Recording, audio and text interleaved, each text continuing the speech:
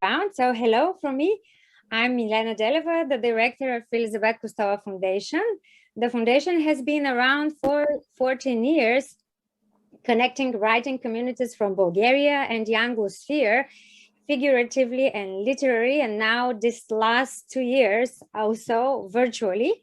And Capital Literature is one of our annual and international programs that normally takes place in Sofia, following the annual Suzopo Fiction Seminars on Black Sea Coast.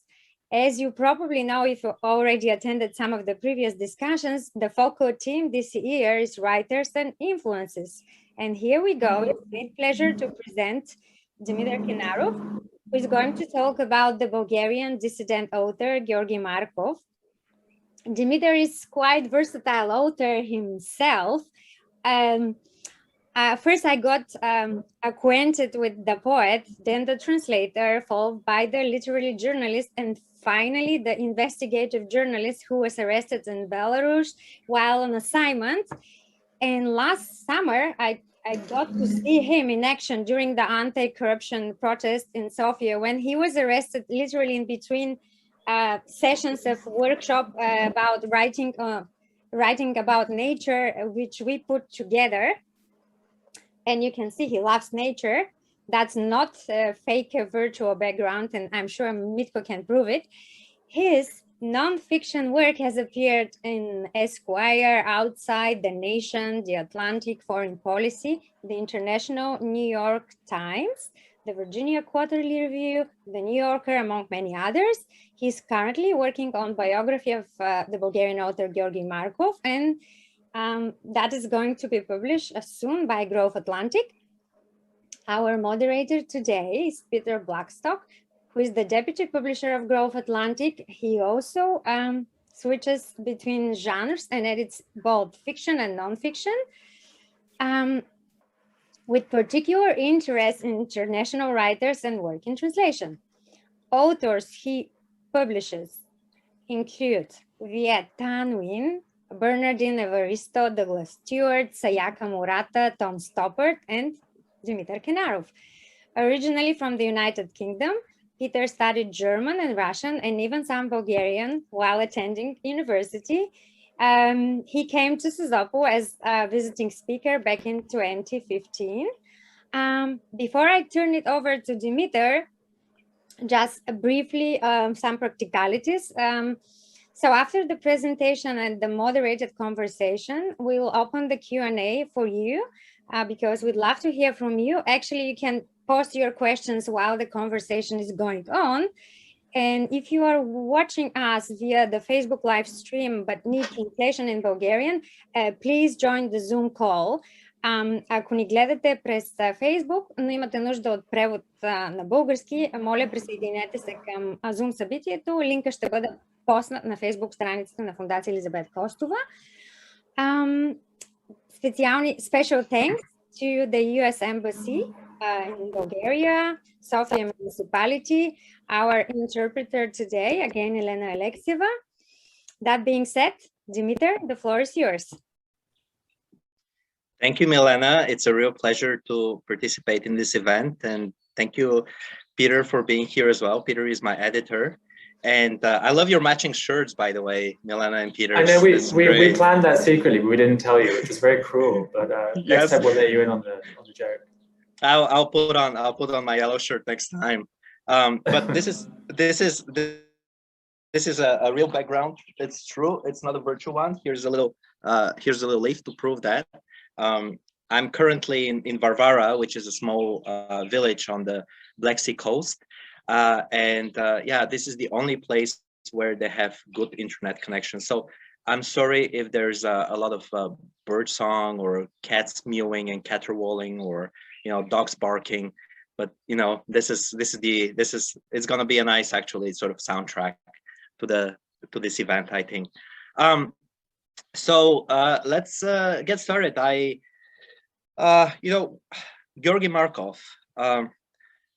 When I was growing up, basically I didn't know much about him except what every Bulgarian knows, and this is the Bulgarian umbrella, the way that Markov was murdered, and the whole sort of cloak and dagger story and it was something that I was not interested in for a long time, because it felt to me that this is one of those stories that are somehow stereotypical of the region. It's like yogurt, is Bulgarian, and rose oil, and then there's Georgi Markov and the murder. And I've always tried to escape sort of the stereotypes that bedevil Bulgaria and this region oftentimes, and the only things that come out as interesting to foreign audiences. So for a long time, I was trying to stay away from this subject, because I thought, well, I just don't want to be part of this narrative, really.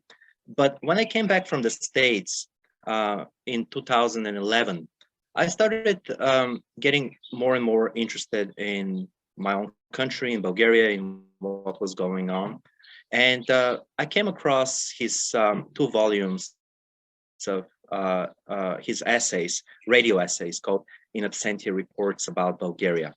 And those are the essays that Markov actually broadcast over Radio Free Europe between 1975 and 1978, and became the direct reason, reason for his murder.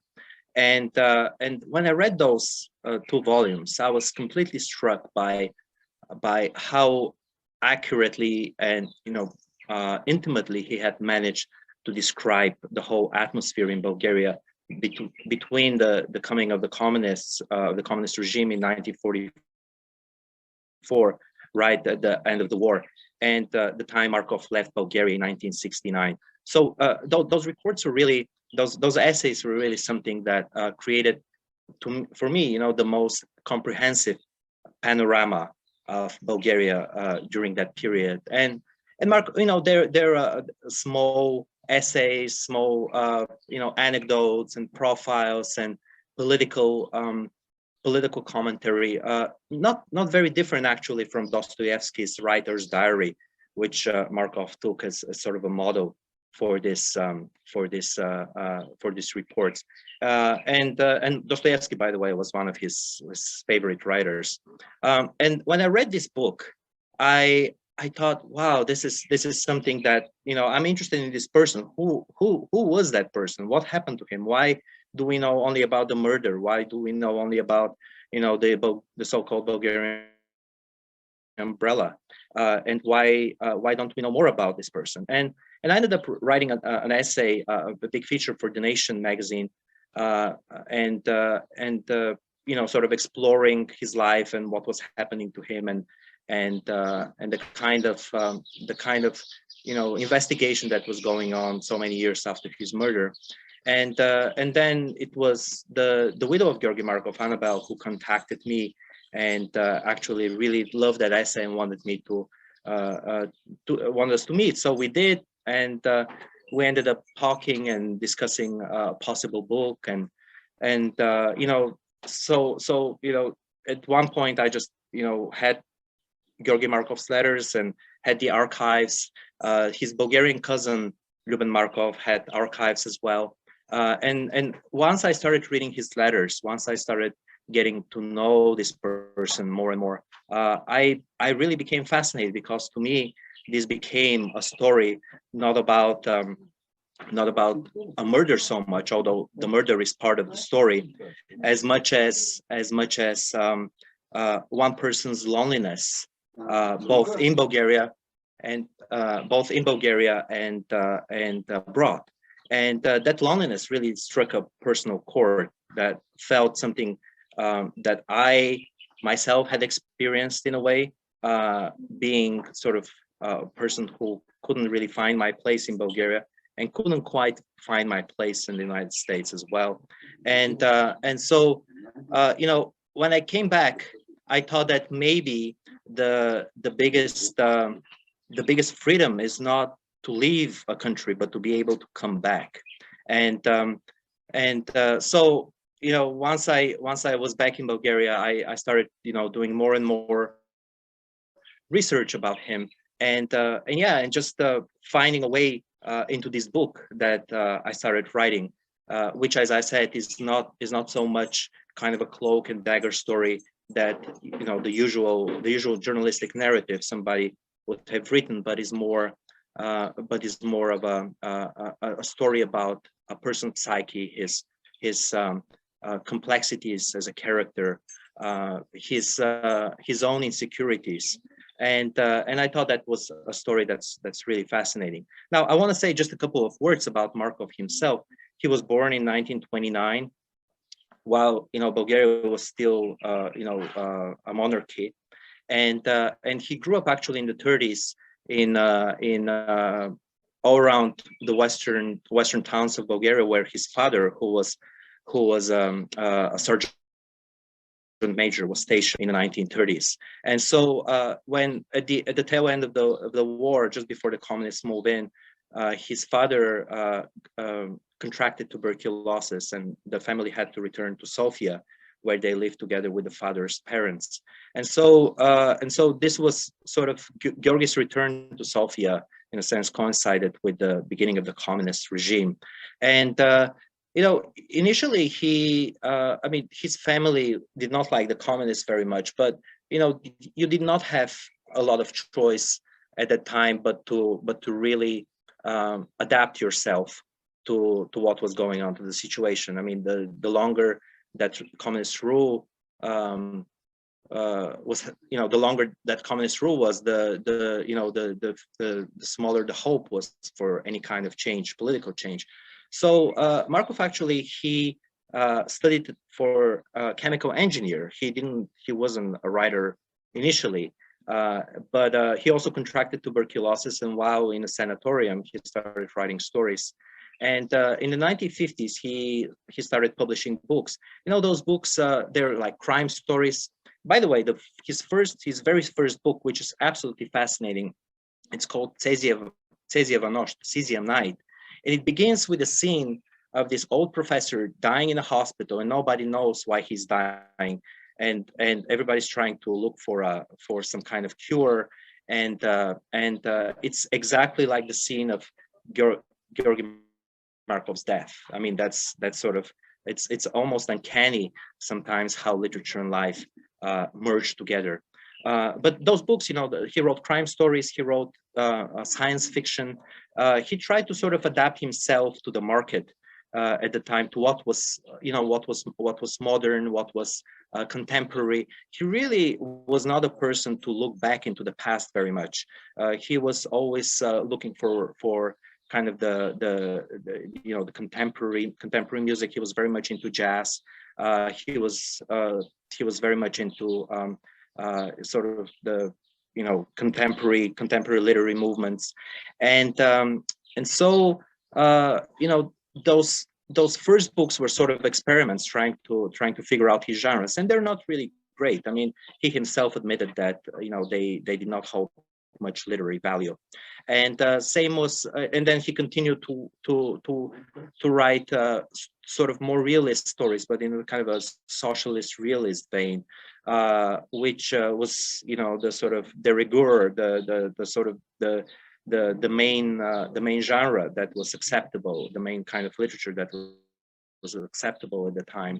And in 1962, he sort of came to prominence with this book called Men. It was the story of three young men who come out of the army, and then each and every one goes into a different career, different route. And that the book is, again, this is not one of his great books, but it made his reputation at the time in Bulgaria, and he was accepted as part of the Writers' Union. To be part of the Writers' Union was to be a writer. Nobody could really be called a writer unless the regime sort of put their stamp of approval on you. And so as the way the communist regime was controlling literature and all the entire cultural sphere, it was an ideological instrument. So everything was kept, the whole cultural sphere was kept very, very close, and it was watched closely. It was very well funded. Writers were some of the famous and sort of richest people sort of in the cultural sphere. There were writers' residences all over Bulgaria. There were all kinds of subsidies and so on and so forth. And for the best ones, there would be apartments and cars and all kinds of privileges, which the regime gave to its writers in order to draw them close, in order to make them obedient. And a lot of people, the regime, think of the monolithic communist regime, but actually it had different stages, right? At first, it was very brutal, the kind of Stalinist period where a lot of purges happened, where people were sent to camps, to prisons, and so on and so forth. And those things, of course, the prisons and violence continued throughout the regime. But in the 1950s, with the thaw that was happening in the Soviet Union under Khrushchev, there was sort of a liberalization of that environment, and Markov was part of that liberalization. So he came to see sort of the softer side of communism, and so he became in the 60s a really prominent writer. His plays were everywhere in Soviet theaters. His books were published. He was a kind of a bon vivant. Was driving a silver BMW. In a time when even Soviet-made cars were really a rarity. And so, and he was gambling, he was a big gambler, loved poker, and this was, he was spending tons of money on gambling. And there is a wonderful novella called The Portrait of My Double, which describes that sort of atmosphere. And in the late 60s, though, especially after the crushing of the Prague Spring by the forces of the Warsaw Pact, the regime sort of contracted again. I mean, it was like kind of like a heart, it can contract and expand and become more liberal and more conservative depending on the agenda at the time. But after 68, that sort of fairly liberal again. I mean, it's relatively liberal environment. I wouldn't call it a liberal one because obviously it was part of a totalitarian regime, but the fairly liberal environment became more and more conservative. And Markov at the time was having more and more doubts about himself and how he was serving the regime and how many compromises he had to make in order to publish his work. To have, at a certain time, he sort of figured that it was impossible to eat your cake and have your cake and eat it too. In Bulgaria, that would be the proverb. You can have to have the lamb full, the lamb whole, and the wolf full. And so he sort of figured out that both things are contradictory. They cannot really coexist with each other. And he was becoming more and more conscious of how he was serving that regime and what was happening, what was his role in that regime. And his dream always had been to really escape that environment, to be able to appear on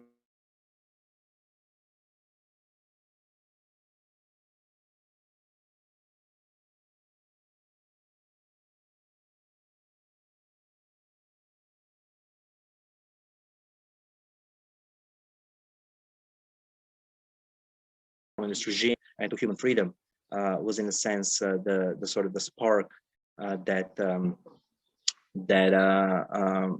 initiated sort of his move, his decision to move to Italy. Now he moved to Italy completely legally. He didn't run away. He had a passport. There's a lot of Bulgarian writers, Bulgarian artists who were close to the regime, who had these privileges. He had a privilege to travel abroad, which was, the right to travel was probably the biggest privilege you could get. And so he left Italy. He left for Italy, and he wasn't thinking at the beginning whether if he'd return or not. But he decided. I think it was like a sort of a gradual process that the longer he stayed, the harder it became to come back, and then sort of it was a vicious circle that he was entering, and the regime started taking down his place. They started, there were these rumors about the traitor Georgi Markov, who had left the country. Even Zhivkov, there was this conversation that he had with other writers where he said, well, Georgi Markov is a good writer, but he's not ours. And, taking under consideration all of this, things that were happening back in Sofia, he figured out that there is no future for him, and he decided to seek his luck abroad. He really didn't speak any languages. He started learning Italian while he was in Italy. He was at his brother's house. Then he couldn't find his place in Italy. I mean, he was from a somebody, he turned into a nobody. I think that's a sort of a major move that I also want to explore. And the way, other people like Solzhenitsyn or other people who were persecuted by the state, you can understand why they escaped in a sense, because they didn't have anything to lose but their chains, as Marx would say. But really with him, it was different. He had everything to lose. He had all the privileges, all the money, all the sort of prestige, everything. And he threw that away for a dream, for something that, he thought he could take a shot at. And in Italy, while he was in Italy, he couldn't really do anything. He was an unknown writer, didn't speak the language. But then through a director friend of his, he ended up going to Great Britain, and where he slowly started. He lived in a small rented place with other immigrants, Bulgarian immigrants. He slowly started learning English, and he ended up working for the Bulgarian section of the BBC. And that's how he got into radio. And radio at the time was like the internet of that day, right? I mean, it was the regime could control the publishing industry and what was being read, but it wasn't that easy to control what came through the airwaves. I mean, there was jamming, of course, which was extremely expensive, but overall, it was the way that Western countries tried to put across their message during that time, and that's why state security, which was the secret service, the secret police, the political police of the regime, they were always extremely worried about radio broadcasts because they called them ideological diversion. For them, that was akin to terrorism, really.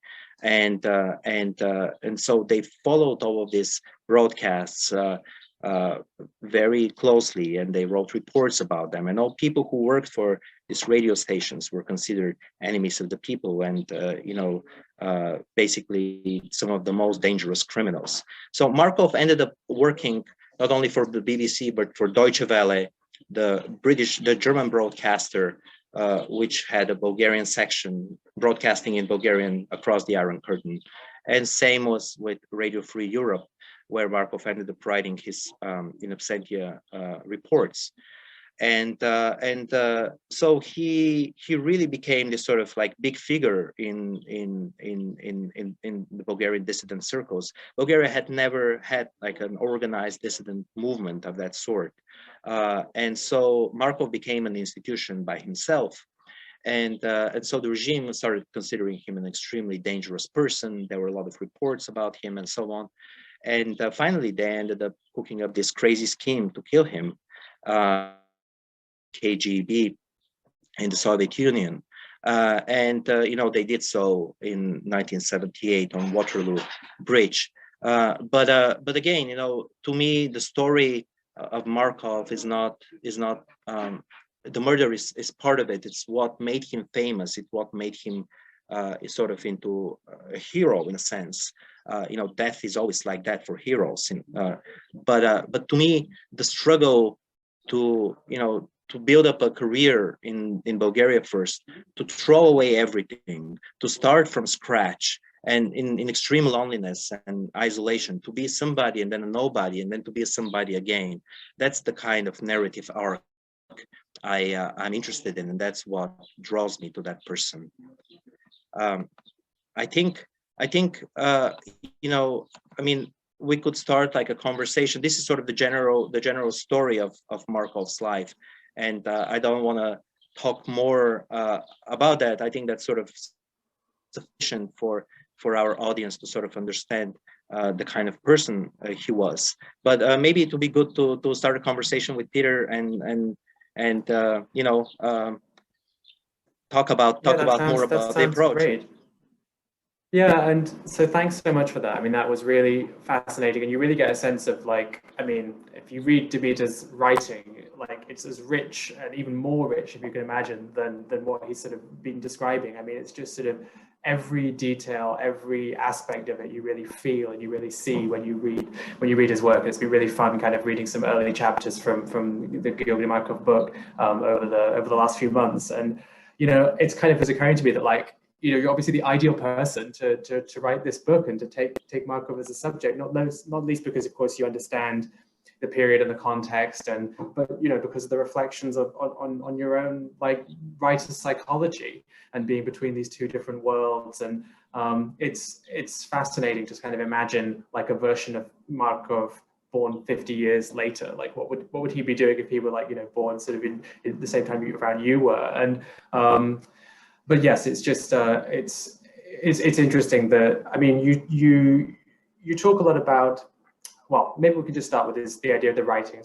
So you've got this project, you've got this idea, you've been approached by the widow, you've gone and met her and read the letters and the letters from the cousin. You've got, you know, this incredible story stretching out before you, and probably lots of documents, lots of books. Like, how do you take that and then start writing? What's your process to bring that to the page? Right. I mean, that is, I think, the problem with every single writer of nonfiction.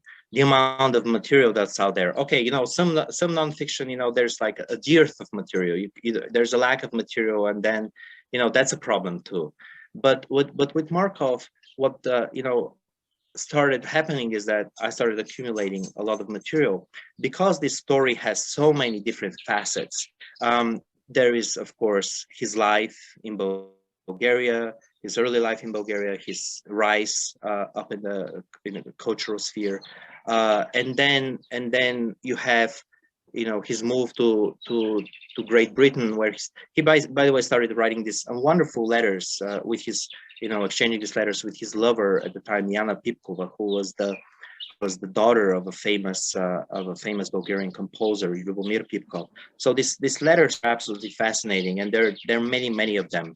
And then you have this then the life abroad, which contains a lot of material as well. But then the murder itself, you know, I had to just to give you a sense, you know, of sort of the scope of this project. When I started researching it, I was lucky enough to have the Bulgarian investigation released to the public. It was before that it was secret, but because of the statute of limitations that Bulgaria has, so there was an investigation that started in the late 90s and continued on until 2013. But when the statute of limitation, you know, sort of expired, they released these documents, the entire investigation, which is 48 volumes of material that these investigators had collected. And I ended up actually getting permission to use these documents. And to me, the most fascinating thing was, again, you know, as a writer, was not the murder itself and how they follow the different tracks, but the interviews that I had done with friends of Markov in the early 90s, long interviews, long interrogations, that you know, where they talk not about the murder, about his life and so on and so forth. So this was a great material for me.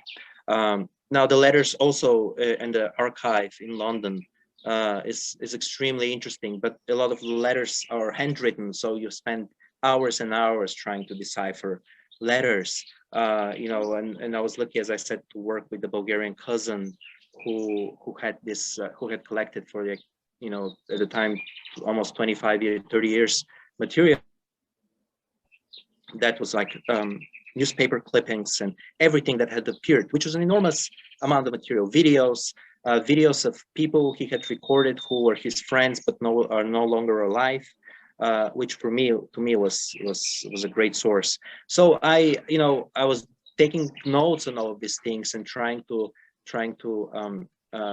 sort of regurgitate all this material. And that's the hardest part, because as a writer, you end up using just a minuscule part of all of that, maybe like 5% of all of your research. And it's frustrating because you know that you know so much, you know enormous amounts of information.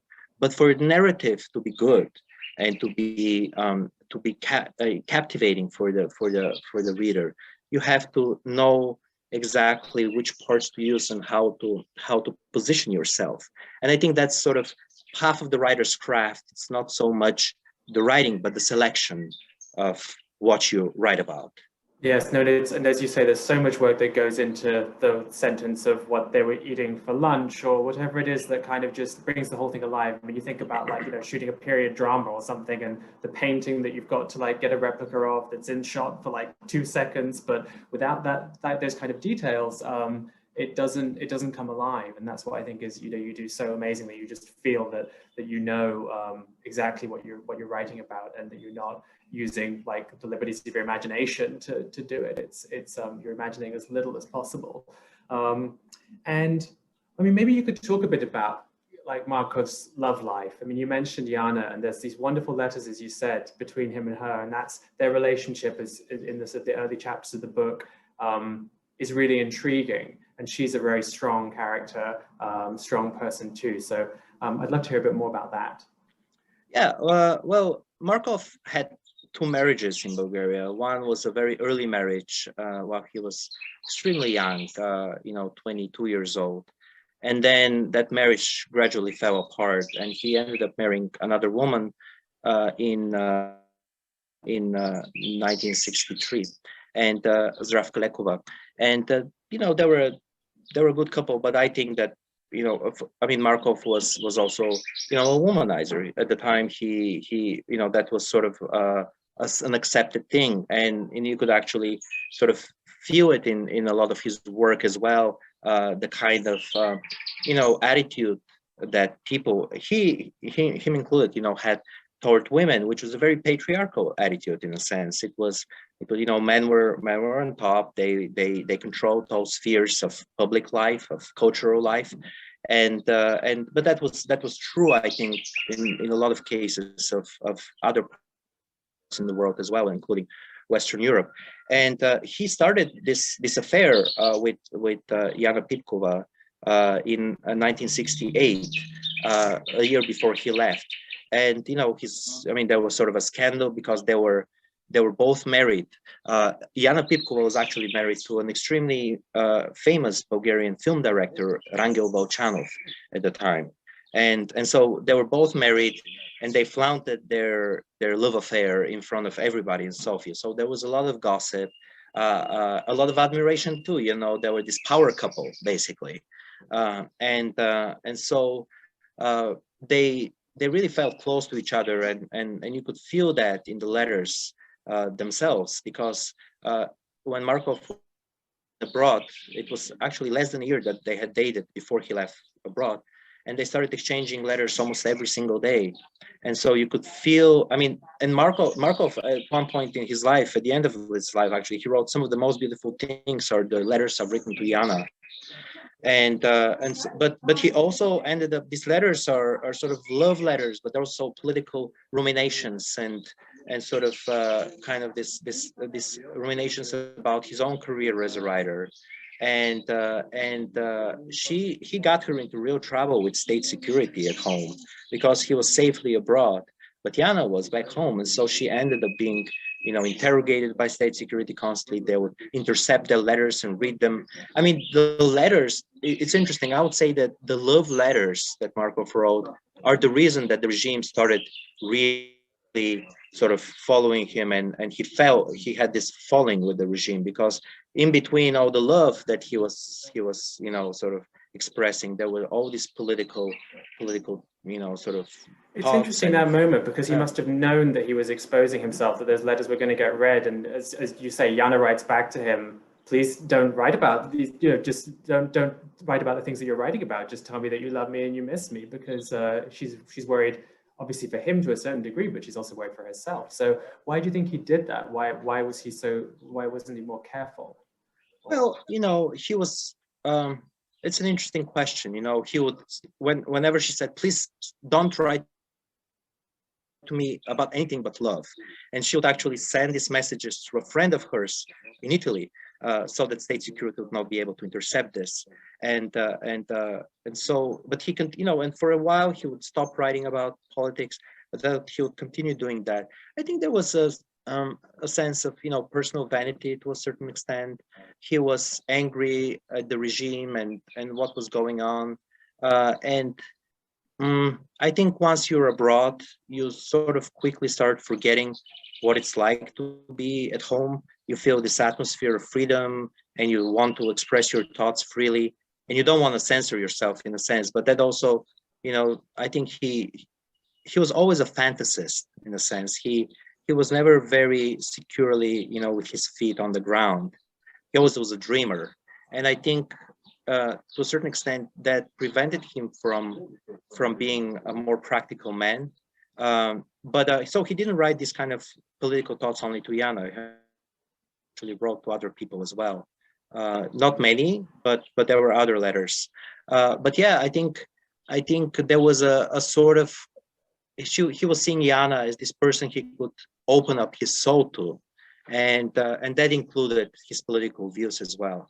It's sort of hard to imagine these days how little information or how much misinformation there would have been in like, you know, Eastern Europe and in Soviet, you know, Soviet controlled Soviet bloc countries about the West. And so I'm sure he felt like he just so excited to tell her really, and everyone else that he could about all that he was discovering and what he was living through. And you know, it's interesting. I mean, it's hard to imagine almost that kind of like how radical, like, and how exciting that kind of information would be, or that kind of life experience to be able to talk about that. You know, it's sort of these days, writers, we don't think of writers as like, you know, dangerous people, and we do sometimes, but obviously at that moment, you know, if you were a writer that was or a cultural figure, but perhaps particularly a writer that was not in concord with the regime, you're extremely dangerous, as you said. And but I mean, to what extent did Georgi, I mean, having worked closely with the regime before that point, and having sort of written plays about the history of communism in Bulgaria, and you know, had these plays put on and celebrated, and then be driving this like silver BMW around Sofia. I mean, he must have just, like, you think about the dialectical sort of like contrast and like dynamic within him. He obviously really, to some extent, believed in the ideas of bringing a better future for working people, but he was flaunting his own kind of wealth and his own status too. So what do you think about that? I mean, that makes him an interesting figure to follow, because he's not just you know, he's not like trying to get rich, or he's not just egotistical. He's writing also about things that he really believes in, and political ideas of yeah, liberation and freedom, and so on. Maybe you could talk a little bit about that. Yeah, sure. I mean, that's, as I said earlier, that's these kind of contradictions that you see is part of what makes him interesting as a character, and what makes him human to a certain extent. That he was an idealist. I think he did believe. I mean, a lot of people think of him as anti-communist. I think he was a social democrat. I think he, you know, criticized. You know, once he went abroad, he criticized sort of the Western market and how, you know, the market structured labor relations. Basically, from a Marxist perspective, he was talking about the fetishism, you know, of commodities, and how, you know, everybody in the West was obsessed with that. So, in a sense, you know, he was an idealist. He did believe in a sort of in a more just, a free world. But he also, you know, there was this drive in him as well of trying to prove himself better than others. In a sense, there was this individualistic streak, a very, very strong individualistic streak, where he, you know, he wanted to be apart from the common herd, and I think, and he wanted to, you know, as every writer has a huge ego, and that's sort of a driving force. And he wanted to be famous. He wanted to be, not at any price, but he wanted to be famous at sort of on his own terms. and you know, some of the his Radio Free Speech Europe,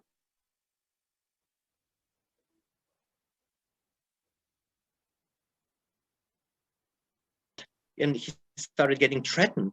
He felt also a sort of pride that his essays were strong enough that they considered him a threat to the country. So there was this personal vanity as well. And you know, in England, he never became a rich person or anything like that. I think he never cared about money. That's like a lot of, I've spoken to a lot of people. He spent money, you know, as much as he earned, he spent immediately. So money was not a driving force for him, but definitely, but the social justice, there was this one you know, side of him, and freedom, but also in a sense, you know, individualism, and he believed that society can change only through the individual change. He never truly believed that you can put on an idea, you know, over like lead over a society and change that society like that. He really believed that social change always pass through through individual change. And I think those sort of the social and the individual, the vain person and the kind of idealistic, you know, sort of person, this persona, and oftentimes they're hard to square together. But that's part of human life, I think. Yeah, no, it's interesting, and you sort of talking about his idea of being a great man, or wanting to be a great man, and you know, his gambling and other things, where you've mentioned like his influence from Dostoevsky, or his love of Dostoevsky. And you think about that kind of like the individuality and that like Dostoevsky is writing about in so many of the protagonists of his novels, the person that knows something that's really important, but also knows that they stand out from the crowd. And you can imagine how that you know, how much why that work really resonated with him. What other influences do you feel like he sort of had? Were there particular literary influences or artistic or musical influences on his work? I mean, I was thinking about, just when you were talking about Mayakovsky and the way that he sort of, as a very individualist kind of poet, so much threw his lot in with the revolution and became, you know, a revolutionary poet, you know, many years before. But who else were people that influenced Markov? Yeah. Well, he read tons. I mean, he loved all the, you know, the Russian classics, of course. He never was like an anti-Russian person. He loved the entire Russian tradition. He did not like the Soviet tradition at all, but he loved all the big ones. You know, he loved Tolstoy as well, and Gogol and so on. He loved sort of the French as well. I mean, he read a lot of Maupassant as a young person, and as a sort of an older man. Sort of in the 1960s, when he was getting into drama, he really loved the theater of the absurd that was just coming out. So Edward Albee was an influence, and Beckett. You know, they were not interesting. Albee was put on like in Bulgarian theater several times. Beckett, you know, he was considered sort of too, you know, too dark Nihilistic. and nihilistic. Yeah. So but people, for example, read like Waiting for Godot. Somebody would have the original French, and they would go to a party and they would read it and translate it at the same time, and people would listen because people do not speak a lot of languages. So that kind of atmosphere where somebody got like something that really famous, and but there was no way to translate it and to publish it and to distribute it. So people would have like these home parties where they would read a book or a play, and they would translate it while reading it. So and later in life, you know, while in England, he wrote tons of reviews. I mean, he was a big fan of Sao Bello, actually. He loved Bello's writing, and he, you know, he. I mean, if you start, he went and basically reviewed almost every single kind of big figure in the 1970s, and I think that was a way for him to open up his perspective on the world that was denied him, you know, before that. And I think he loved it. As I said, he was also very much into jazz music, into classical music, into opera. I don't think he was very much into sort of contemporary you know, in the 1970s when he went to London, I mean, it was like the punk rock scene, you know, and sort of glam rock, all these things that you know I'm putting into my book as well. But I don't think he was that much influenced by that atmosphere. I think he was a more traditional, kind of like the big figures of literature and of music, more than sort of the super like new ones, the punk rock ones. Yeah. No, interesting. And I know we've got one question in the Q&A at least, but if there's more, then please do type up your questions, and we'll get to those in a moment. But just before that, maybe you've talked to me about the idea of sort of avoiding some of the pitfalls of biography when you're writing this book. Like what don't you want to do? You probably don't want us to put like a giant umbrella on the cover of this book. Though No. who knows? Maybe. But I can imagine there are ways that you want to sort of avoid these stereotypes about Bulgaria or about this figure, but also, you know, maybe avoid some of the cliches of biography. Do you want to talk a little bit about that? Right. I mean, I honestly, I've always been interested in narrative journalism, you know, for the past, not always, for the past, you know, let's say 15 years. But biography has always been a little bit problematic for me because, you know, I hate sort of the traditional cradle to grave biographies, where you have to wait for so long until the person grows up and becomes interesting. I mean, some people are interesting as children, but not that much.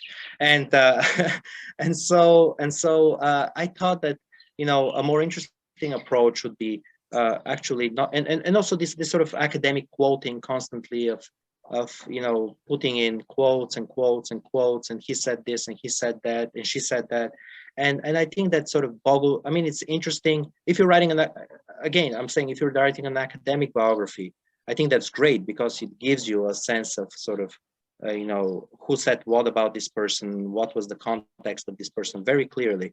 But my idea of biography is more you know, kind of a nonfiction novel where every sentence that you write is based on some kind of research, some kind of material that you've read, and so but it's not necessarily direct quotations. You just regurgitate all this material into a single narrative. I mean, I like a lot of, for example, recently I was reading the biography of of Limonov by Edward Carrère. And it's kind of a controversial biography because he sort of, it's in the present tense, you know, it's written like a novel, but it just draws you in. I want as a reader to be drawn in by the narrative, by the drama of this whole thing, by the language, the style. I think is super important. And so I feel that writing a biography for me is not so much telling, sort of academically telling the story of Georgi Markov, but telling my own story in a sense, telling what I'm interested in, the way I want to present this figure. Maybe I can read like a little passage. Yeah, perhaps you should read some. Yeah, maybe just for 1 or 2 minutes, because I think we've got a few questions this week which are coming in, so I don't want to make sure we have time for those. But yeah, it'd be great to hear your style. Sure. So this is actually from the time when he was in Italy. And you know, he would go out. He was in his brother's house in a small hamlet, Battedizzo, near Bologna, and oftentimes, you know, he was so lonely, and he would oftentimes get into his car and go to Bologna and just wander the streets by himself. And a lot of it is like in the letters to Iana and other letters. So this is you know, how it goes. Sometimes, desperate to divert himself, Georgi would make a quick trip to nearby Bologna. He'd stroll along the city's endless porticoed streets, where voices and steps echoed from all directions, and the lithe shadows of the colonnades fell across the ground in flawless geometric patterns. Past cozy restaurants and corner bars packed with university students quaffing jugs of wine and debating with vigor the advantages of communism, Bologna being the heartland of the Italian Communist Party. Past the cramped market stalls of the Quadrilatero, where greengrocers and butchers and bakers hawk their luscious goods, and finally into Piazza Maggiore with its wide open spaces chock full of tourists. Georgi often saw there an elderly woman sitting between two scintillating shop windows. She bore a vaguely aristocratic air, he noted, and gave her change whenever he could spare some. He liked the rose-tinted beauty of Bologna, the medieval basilicas and palazzi, but it was the large number of destitute and homeless people in the streets, whom it was nearly impossible to come across in Bulgaria, that really caught his attention. Beggars calling out, "Have mercy on the poor," wretches exposing their prosthetic legs to elicit sympathy, blind men following the passers-by with the unseeing whites of their eyes, and dog shit everywhere, dog shit left behind by the pets of the wealthy. Dante had supposedly studied in Bologna and included in the Inferno a vivid description of one of the city's famous leaning towers, Garisenda, comparing it to the terrifying giant Antaeus. But it wasn't Dante's hell that Georgi came to find out on his outings in Bologna as much as a kind of purgatory. Unknown, unnoticed, walking in a circle of self-same days, he had turned into a homeless man lost among the homeless. Quote, "I rove mindlessly along the resplendent crowded streets, past smug alien faces of alien people, a Martian who has accidentally landed in Bologna," he wrote to Jana. At age 40, maybe he was condemned to wander lost for another 40 years. I can, well, do we have, I'll read like one more paragraph. He often sought refuge in one particular pub in a small side street of Bologna. It had old shelves lined with bottles covered in dust and cobwebs, long wooden tables and a low dark ceiling where, he told Jana, the only thing missing were bats. The proprietor seemed as sad and gloomy as his establishment. Georgi would sit down sipping Spanish wine and watch quietly the few other quiet customers, their cheeks and noses reddened by drink. What impressed him the most was that the place dated back to 1410. He liked to imagine all the famous people that might have been there once, drinking the same wine, Copernicus, Tasso, Rossini, Donizetti. That link to the past was comforting, as it offered him a much-needed sense of belonging, of something like a ghostly community. Bulgaria, though an ancient country in its own right, founded in 681, had no such pubs. It had suffered too many invasions over the centuries, Byzantines, Ottomans, communists, each new ruler razing to the ground the heritage of the one before. The communists especially had shown utmost fervor in the project. Destroying the old bourgeois world and building a new, better one over its ashes was, after all, part of their revolutionary ideology. Perhaps that was the real problem. There wasn't the feeling of continuity back home, Georgi thought, and each person considered himself the center of the universe, the alpha and the omega. He was spoiled by that view as well, and one of the reasons he had left Bulgaria was to be part of a wider world. Yet there was no escaping the fact that in that wider world, he was a nobody. Many Italians didn't even know where Bulgaria was, often mistaking it for neighboring Turkey. This was both heartening. Anonymity could allow him to start over on his own terms and test with what his talent was really worth, but also terribly oppressive for somebody who had been used to the spotlight for so long. Quote, "Never in my life have things been so dire for me," he wrote in another letter to Jana. "It's terrible to admit I'm on the bottom of despair. I'm a foreigner at home and a Bulgarian abroad."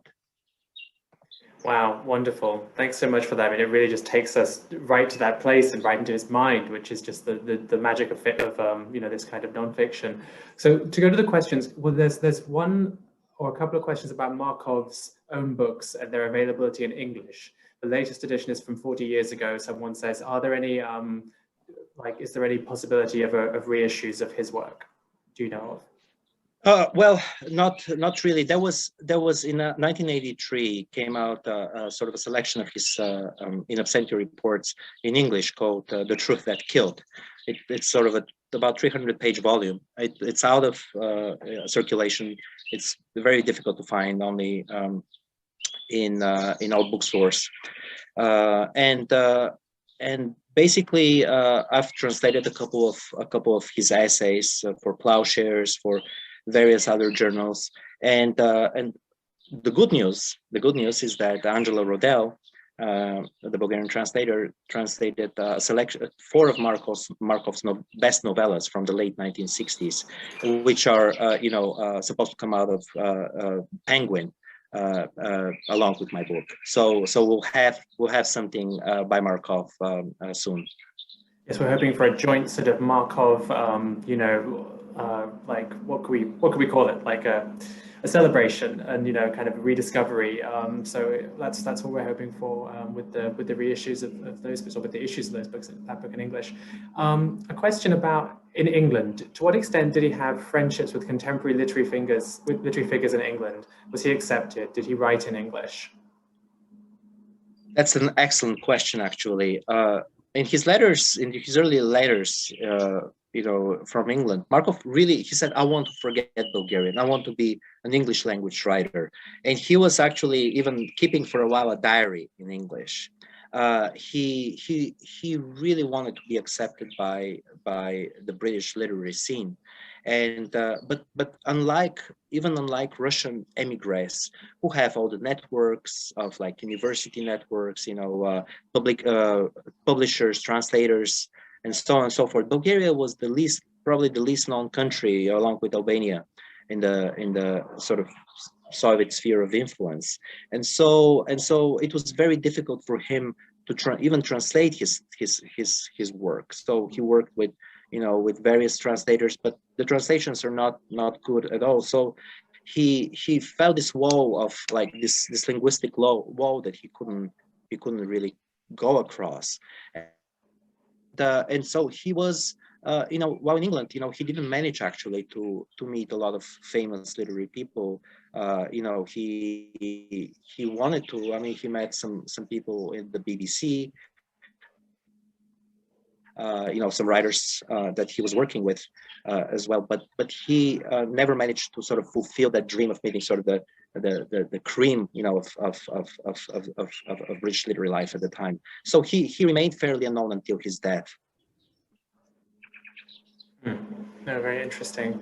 And then a question from Alexander Tomov, a really kind of nice, it's quite a long question, so I might just sort of elide some of it. But dear Mr. Kenarov, Mr. Blackstock, dear hosts, I am deeply enjoying this illuminating discussion. I thank you for it. I've had an interesting Georgi Markov story before.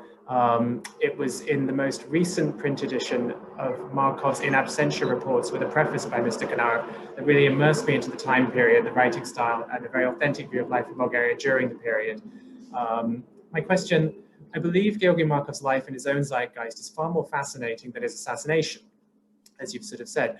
However, his tragic end does seem to prove a point about his opus vitae, and it feels like this kind of story would make an incredible film. Have you considered adapting your upcoming book into a script?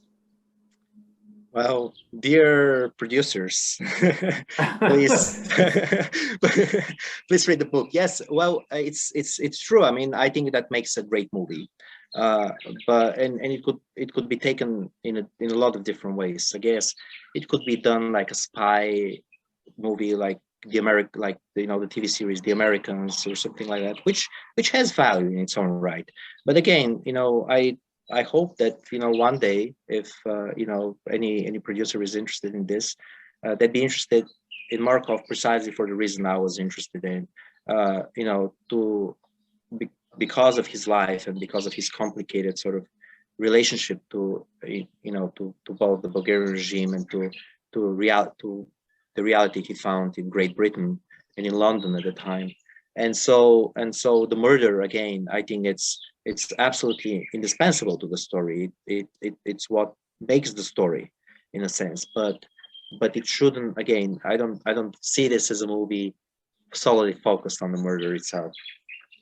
No, that's definitely what we'll hope for. And once we have a version of the book, we'll start sort of sending it out and doing our bit as the publisher to get it in the hands of some of those people that would adapt it with that kind of thoughtfulness too. So we're looking at an early 2023 publication probably, but we'll see. It sort of depends on the timing. But watch this space. And then I think one more question we probably have time for just quickly from Facebook. Tom Edward Phillips asks, what fascinates me is that Markov's reportage from the West is quite a strange mix of nostalgia and anti-nostalgia for in absentia, Bulgaria.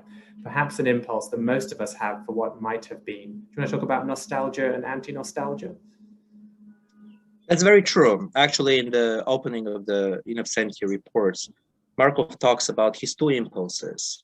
And one is to, as he says, to start a new book in a new language, to completely cut off the past and completely forget it and begin over. And the other impulse is, he calls it the King Trajan story, which is also the Midas story. I mean, it appears in different versions of the person who wanted to tell a secret and he had to dig a hole and tell the secret that King Midas had the donkey ears and had to tell the story the ground, in that hole in the ground, because he just couldn't keep it into himself. He couldn't, it was too much for him. So in a sense, I think he gave in to that second impulse, that that he wanted to look at his past and what had happened. Although, as I said in the beginning, he was not a nostalgic person. He was a person who very much looking forward. But in a sense, being that alone in Great Britain, looking into the past was almost sort of like a Freudian reworking of his past, of his traumas, of everything. And in order to continue forward, you have to look back, in a sense. I feel to a certain extent this is part of the personal function of the In Absentia reports for him. Wonderful. Well, I don't see any other questions in particular. I suppose we're already slightly over time, I think. So perhaps we should wrap things up. I don't know if there's any other final thought you have that you want to share, Dimiter? Well, I'm just very, very happy that we're able to have this discussion, from New York and from Varvara in Bulgaria, about Georgi Markov, who lived so many years ago. And I think it's wonderful that there's sort of a resurgence of interest in his work, not only in the murder itself, but in the kind of, I think he has a lot to tell us about our current moment, because I think, I mean, it's a very different cultural moment, very different technological moment. But I think some of the things he went through could, there are lessons to be learned there, definitely, in our own time.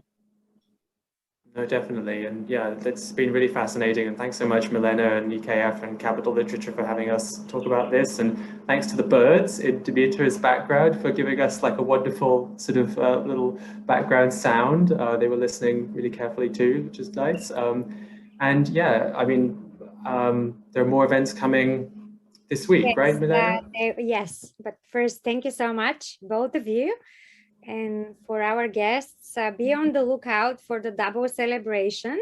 So Markov's novellas coming by Penguin's book, and Kenarov's biography of Markov coming by Grove Atlantic, hopefully next year. But in the meantime, we continue with the series. And next week on 29th of June, the same time, we will have chat posts conversing with Natalia Deleva. Open Letter are publishing her novel, 4 Minutes, this month of August. And also she will be talking about another author by Open Letter, Dubravka Ogresic. So hope to see you next week. Thank you so much again. Until next time. Thank you. Thank you. Bye, Nico.